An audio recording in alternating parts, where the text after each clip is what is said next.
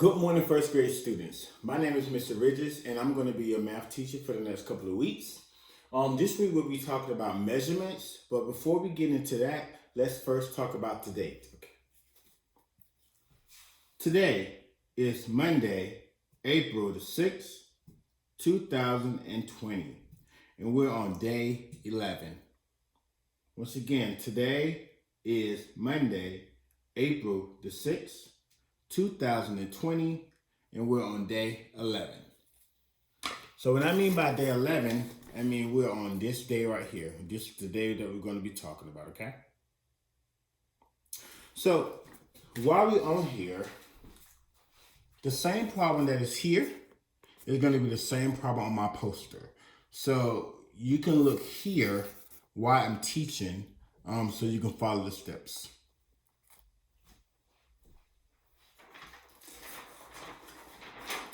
So parents, before we actually solve this problem, I'm going to go over how the students should go through it. But before we actually solve it, I'm going to ask for you to pause the video and let your child figure out what the answer is first before you reveal what the answer is, okay?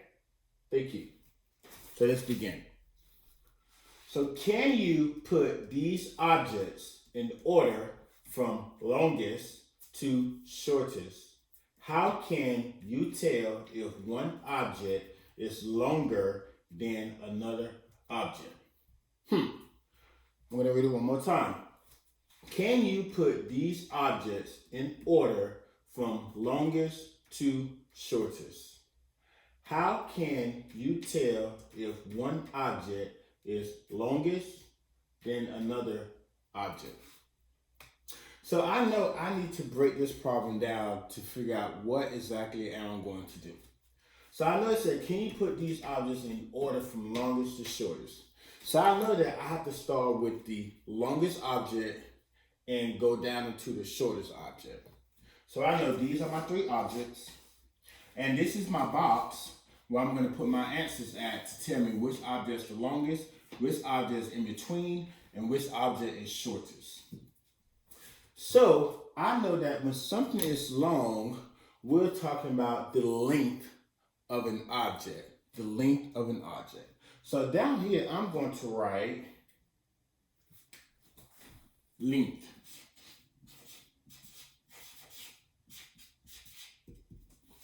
And when I think about the length, I know that the length is the measure of something from beginning to the end. So that's how I determine whether something is long or short than the other. So once again, the definition of length is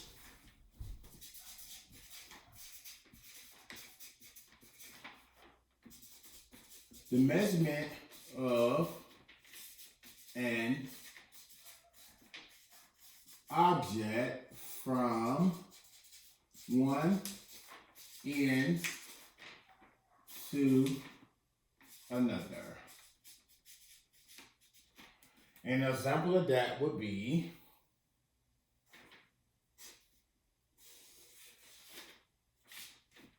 and let's just say I draw a stick, okay? And I'm going to use this crayon to draw my stick. So as I draw a stick,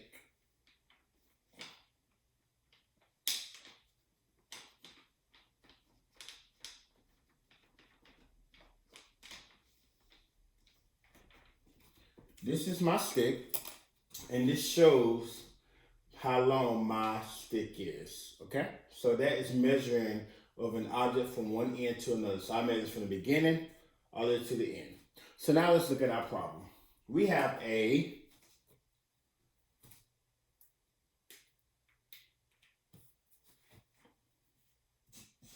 paint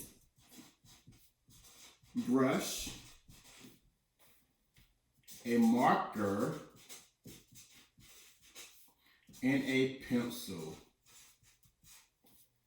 And I'm trying to determine which one is the longest and which one is the shortest.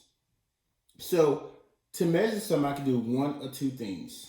If I have a ruler or just any type of thing that I can put by all three objects to determine which object goes out the farther by measurement, okay? or you can draw something. So notice all three of my objects are lined up with each other. So if I draw a line down, we see all my objects are lined up to each other. So they all start at the beginning. But now, how do I determine which one is longer, which one is shorter? So I'm going to use a pencil to show you how you can determine, okay? So I'm going to use my pencil, and I'm going to just move my pencil until I get to the last object that stick out the farthest, okay? And I stopped. So parents, at this time, you might want to pause the video to see can your child determine which one is the longest, okay? So I stopped here, and I noticed that my pencil stopped at the edge of this pencil, but the other two objects are still far back. So I know from here that the pencil is my longest object. So now I'm going to take my marker, and I will write pencil. But which object comes next? So once again, if I knew that my measurement tool was here, then I'm going to move up until I get to the next one. And I notice that the next one stops at the paintbrush. So then I know that the paintbrush is my next longest object. And last but not least, I now use my pencil, I use my paintbrush, so I mean that my last answer had to be what? A marker.